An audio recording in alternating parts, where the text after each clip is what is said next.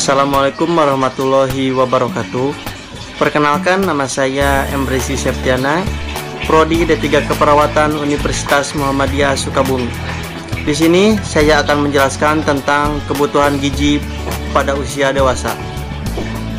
Rentan usia dewasa menjadi masa pencapaian keberhasilan kerja, kemampuan gaya hidup, sikap, dan nilai kehidupan yang akan diwariskan kepada anak-anaknya kelak. Membesarkan anak dan tugas sosial dalam melakukan aktualisasi diri. Kebutuhan kalori mulai berkurang pada usia 25 tahun dan masa tubuh.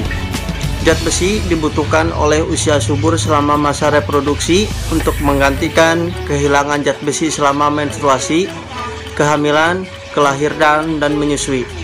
Kalsium juga berperan penting untuk pertulangan, mengingat kehilangan kalsium dalam masa tulang berkurang pada masa usia lanjut. Selanjutnya, di sini saya akan menjelaskan tentang status gizi pada usia dewasa. Status gizi pada orang dewasa dipengaruhi oleh banyak. Orang dewasa cenderung tidak memperhatikan asupan makanan.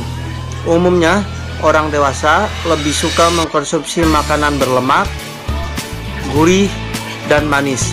Sementara makanan kaya serat seperti sayur dan buah diabaikan.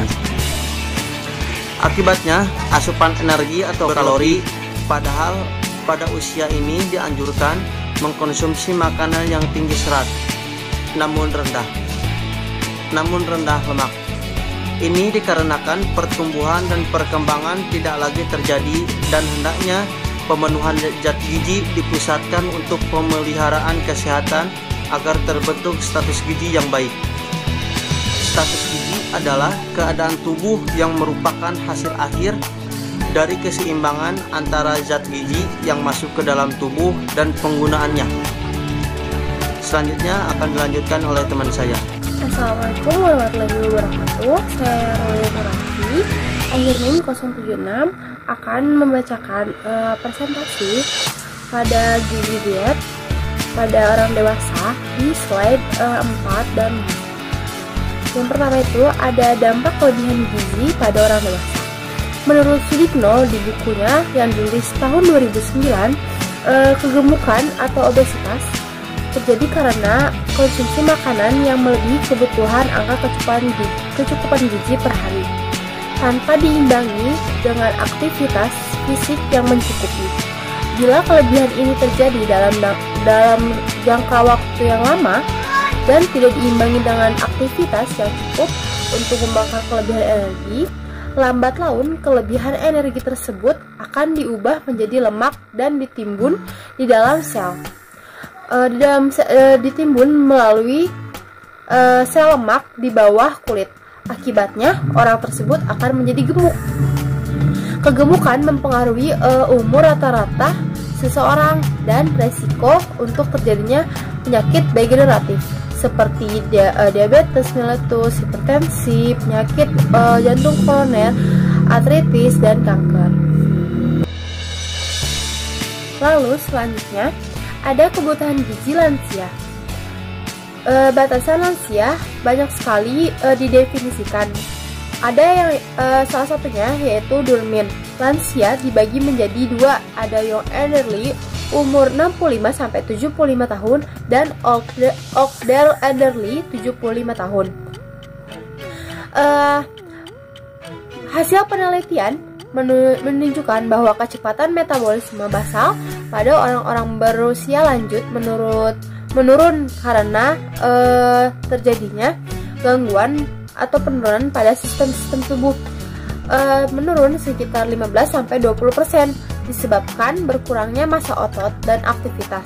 Kalori atau energi diperoleh dari lemak 9,4 kcal, karbohidrat 4 kcal, dan protein 4 kcal per gram.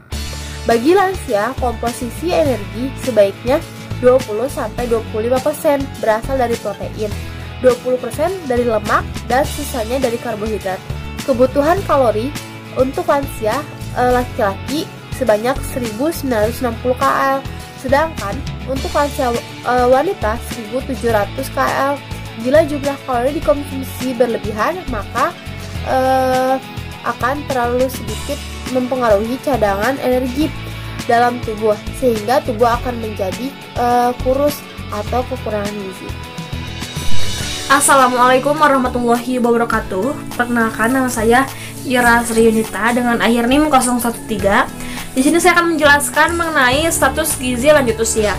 Status gizi lanjut usia dapat dilihat dari cara yang baku atau penilaian langsung. Dalam pemeriksaan klinik ada 3 gejala. Yang pertama, tanda-tanda yang dianggap mempunyai nilai dalam pemeriksaan gizi. Yang kedua, gejala-gejala yang dilanjuti. Dan yang ketiga, gejala yang tidak berhubungan dengan gizi. Tanda-tanda yang dapat ditemukan di berbagai organ seperti rambut, lidah, bibir, dan lain sebagainya. Masalah gizi pada lanjut usia ada 2. Yang pertama, gizi berlebih.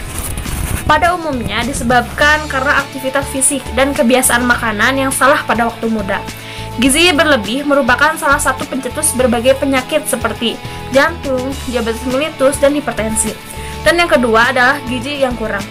Gizi yang berkurang disebabkan oleh masalah-masalah sosial ekonomi serta gangguan penyakit yang diderita. Apabila asupan gizi seperti energi dan protein berkurang dari kebutuhan makanan, maka akan menyebabkan berat badan berkurang dan akan kerusakan sel-sel yang tumbuh dan rentan terkena infeksi. Mungkin sekian yang bisa saya sampaikan. Terima kasih. Wassalamualaikum warahmatullahi wabarakatuh.